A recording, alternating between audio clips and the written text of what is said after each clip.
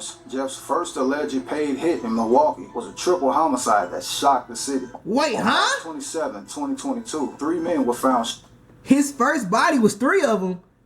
Oh yeah, that brother was cooked from the beginning. People in the house and Lil Jeff and bro, your first time catching a body, you catch 3 hats. Go up in the house and a get triple cross up out of there. Like everybody who up in there, just take everybody out. So you know, according to Lil Jeff, nah, that brother was like that was different.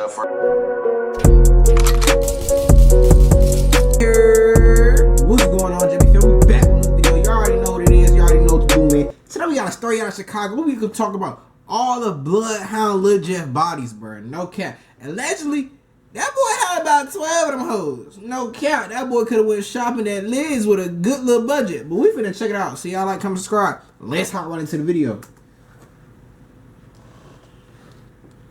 Oh shit, I ain't got no sound on for y'all.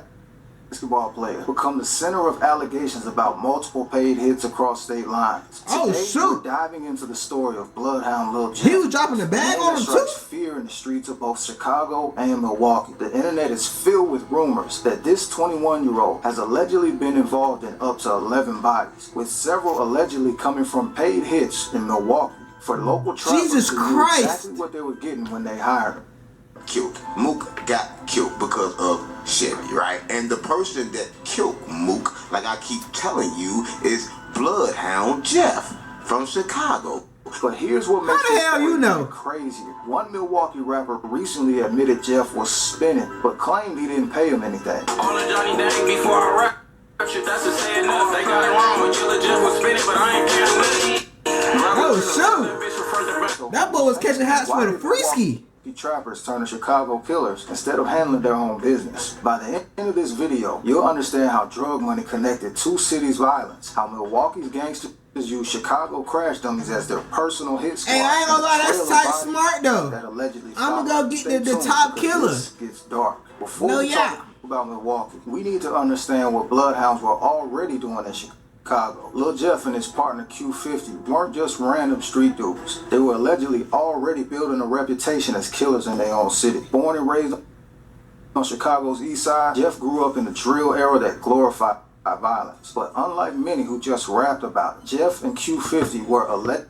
Them boys was really living that shit day to day. Name all over the place, bro. Bloodhound Lil Jeff, Bloodhound Lil Jeff. I didn't know you was from Chicago. I thought you was some. Originally, I thought you was a UK drill artist. Hey, yo. Dumbass shit, I tell you. Fuck. That boy's sniffing out blood. You wanna know? I'm gonna tell you right now why I thought you was from the UK. Because they said Bloodhound Lil Jeff got 10 bodies. Jeff's path to violence wasn't in. Damn, in the interview?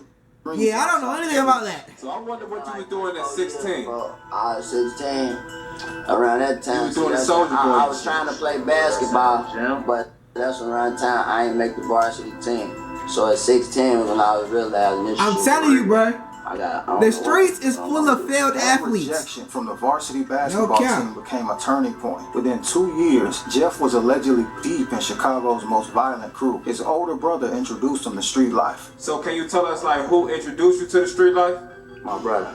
Your older brother. I ain't gonna lie, bro. Jeff also I know my OG would, my older brother would never do no shit like that. I got shot up when I was like 14. I was some stupid ass shit. The bullet, that bitch flew like right past my face. Shot the that'll do it. That'll do it right there.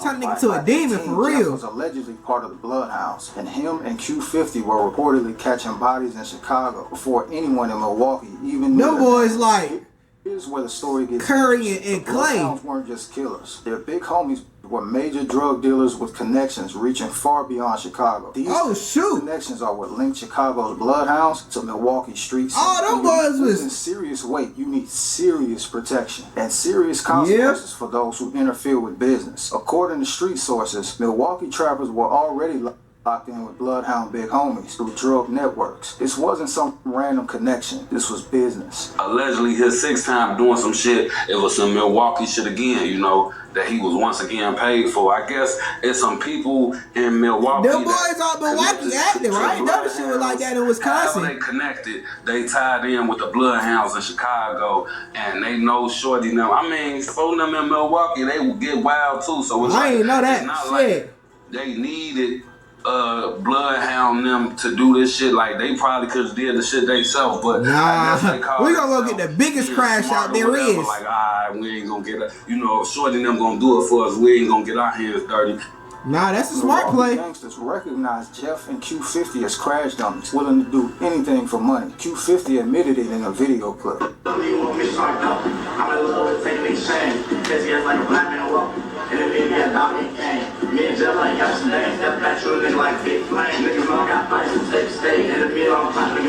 They saw an opportunity to outsource violence while keeping their own hands clean. They needed Bloodhound them to do this shit. Like they probably could have did the shit themselves, but I guess they call themselves being smart or whatever. Like, alright, we ain't gonna get it. You know, that is the smart thing to do. We ain't gonna get. Why would I not pay the biggest killer in Chicago, allegedly, to do my dirt for me? If I'm up some dog shit, I'm gonna do the same thing. You feel me? Our hands dirty, and we got the money. You know what I'm saying? So it's like, alright, we just gonna pay Shorty them. They getting wild. I ain't gonna lie, fool. Like, you know, they really was sending Bloodhound them off. You know, they really, you know, was treating them like the crash dummies that they is, fool. Like, man, y'all let Shorty them crazy. They some crash dummies. They some send off. They some send off artists. And we got money, and they wasn't to do this shit. We just gonna pay them to do it. Money, crash dummy.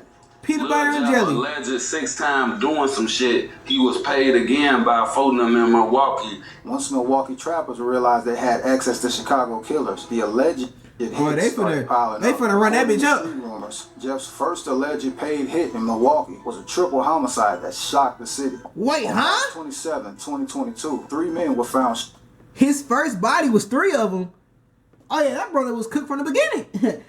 That boy had a demon hop in his body after the drill. 3 on the first hit? Goddamn. Shot execution style in their apartment. The case involving 3 men shot and killed execution style at an apartment in Milwaukee is still unsolved. 2 of the victims were brothers. And detectives say it's going to take the whole community to get this killer off the street. He ain't even from the community. They ain't gonna hurt no more. On March 28th, a day after the triple shooting, somebody about to get to hurting. People came out to remember the 3 men killed. Anthony Thompson, Thierry's McKinney, Clarence Harris. When are we gonna stop? When are we gonna love? The day before this vigil, family members of I ain't gonna lie, Granny, that shit dead. When they hadn't heard from him. That shit Milwaukee dead police here. Detectives say they went to the apartment at 54th and Mill Road. When they got there, they found that the door was ajar to the apartment. And when they entered the apartment, they found that there were 3 adult males that were all deceased of gunshot wounds. Detective Tim Keller says they believe it happened around 2 in the morning while people were sleeping, which makes what they know about this case limited. At least one of the victims that resided at the residence where this occurred. But how the hell 3 different people get killed? And it's not even like this happened at a home and the neighbors is like on the other side. This is an apartment. Like, I live in an apartment. If I kill somebody in this bitch, 12 is going to be in this bitch in 3 minutes. No cap. Was engaged in drug dealing from that residence. And that's potentially the motive for this. People sometimes are hesitant to tell us not what shit type where you of sleep activities their loved one was involved in that could have led to their death. It really does not matter to us other than potentially figuring out a motive.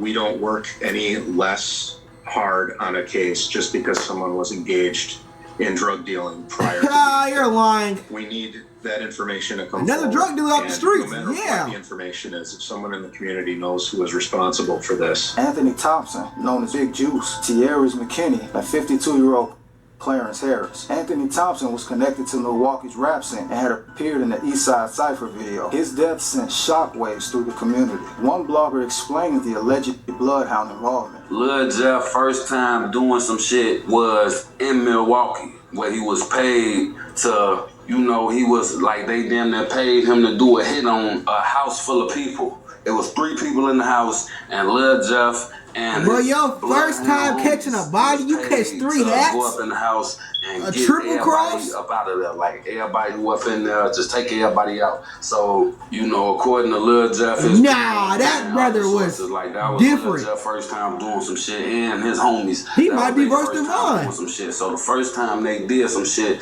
you know, they caught 3 bodies the first time they ever did some shit. That is insane, bro. What?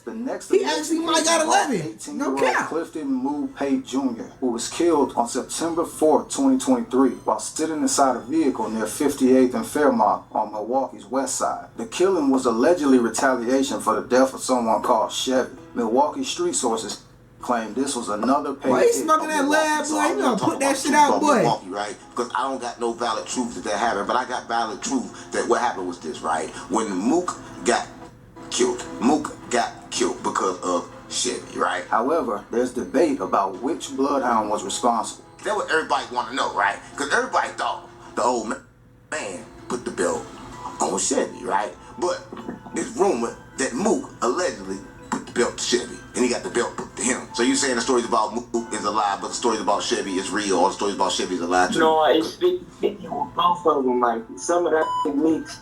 Like, some of that made up, some of that real. Listen, Chevy, before Chevy died, Chevy called a homie a week before he died, right? Chevy clapped somebody week before he died. That's some of the part that I got proof.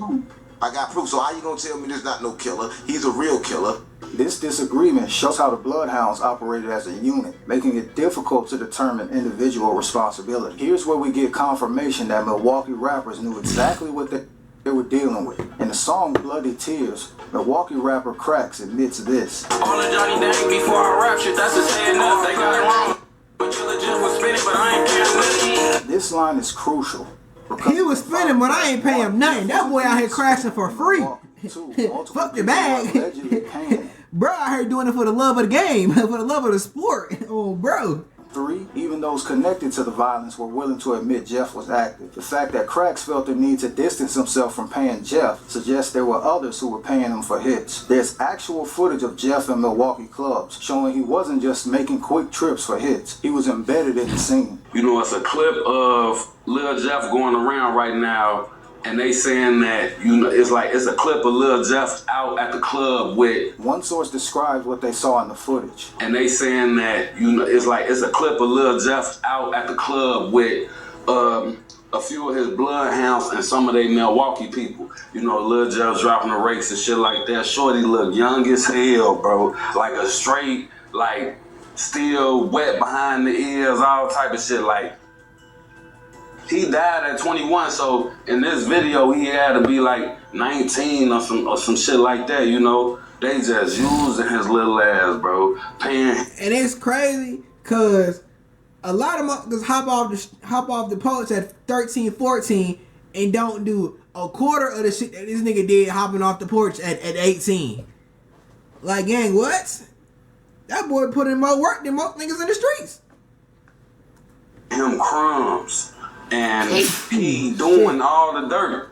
Lil Jeff and his homies, they doing all the dirt. And Shorty phoning them in Milwaukee, paying them crumbs to do this shit. The relationship between Milwaukee trappers and Chicago Bloodhounds was purely transactional. Milwaukee had the money, Chicago had the killers willing to travel. They was using Shorty.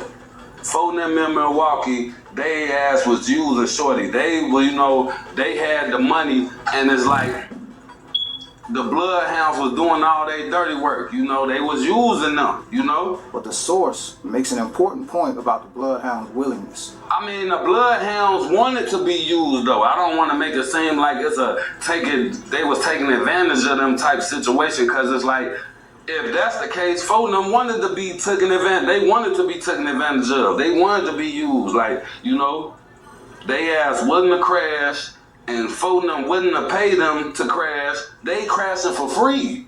They doing this shit for free. So it's like, shit, if they can get paid for it, they looking at the situation like, shit, it's a win-win.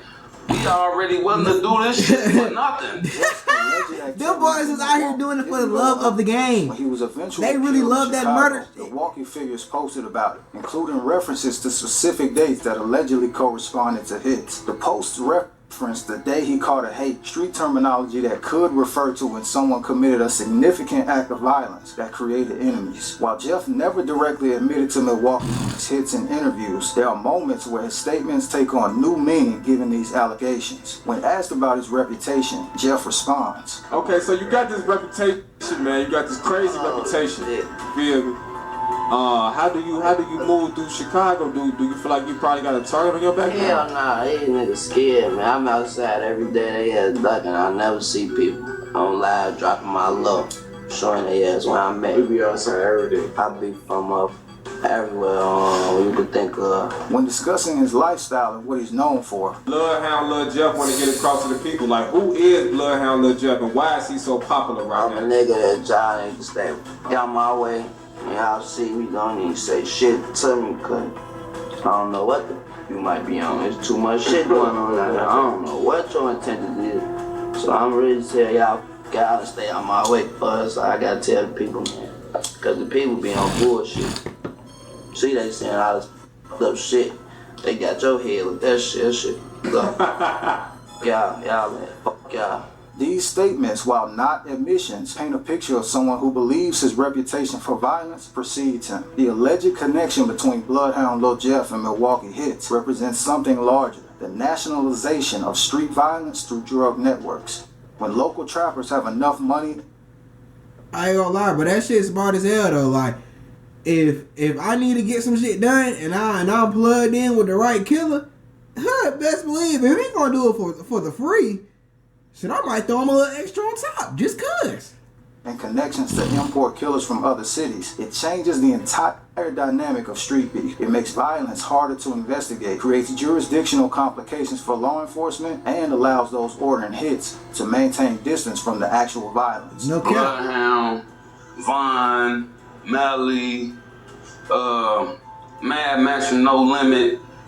These just the people that's not here no more that was running around that need to be put down. But there's still a lot of other shorties that's, coming up under the, like this the Lil Jeff generation. Shorty like the King Vine generation. Like, it's crazy. It's like levels to this shit. Like at first it was four of them that was coming under Vine, they wanted to be like Vine. Nowadays, shorty them, they want to be like Lil Jeff, bro. Them boys admiring the real killers. Hits shows how modern street violence has evolved beyond neighborhood beefs into interstate criminal enterprises. What started as Chicago crash dummies looking for quick money allegedly became a pattern of paid violence that connected two cities' street scenes in the most tragic way possible. Whether Jeff was actually responsible for all the hits attributed to him may never be conclusively proven. What's clear is that Milwaukee trappers believed they could outsource their violence to Chicago killers, and that belief allegedly cost multiple people their lives. Man, that's about the end of the video. I ain't gonna lie though, for the Milwaukee Knicks, that shit smart as hell, bro. Like, if you got the bread to do it, I'd do that shit. Like, I wouldn't even get nobody that I'm tight with in the city. None of that shit. Like, yeah, I need y'all to drive a little hour. Woo, take care of some shit. Boom, bam, bop. Shit done. No cap. But hey, this is for educational purposes only. I do not condone this. Do with this information that you will. Your life, not mine. But hey, man, if you got some video, I appreciate you for watching. Like, comment, subscribe, roll to 1,000 subscribers. Tap into my second reaction channel, JBsiah 2, link in the description. Tap to my clothing brand, JungleBredClothing, link in the description. Man, y'all start over, get you some money. All love, JBsiah, we out.